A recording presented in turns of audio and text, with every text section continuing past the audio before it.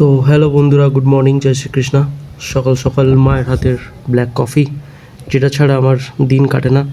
আর এটা আমার বাবার ছোট্ট একটা সংসার, সাজানো গোছানো আর একটা জগৎ। সকালবেলা বাবার অনুপস্থিতিতে তারপর হালকা সাজুগুজু করে আমি বেরিয়ে পড়লাম। ছোট্ট একটা ফিস্ট ছিল বন্ধুদের সাথে। তো হালকা বৃষ্টি বৃষ্টি ওয়েদার। এখন আমরা চিকেন আনার জন্য ওয়েট করছি, দাঁড়িয়েছি। সব বন্ধুরা চিকেন ফিকেন কিনছে আর আমি পোজ মারছি। ওদেরকেও বললাম একটু পোজ দিতে, ওরাও দিয়ে দিল ছোটো করে পোজ।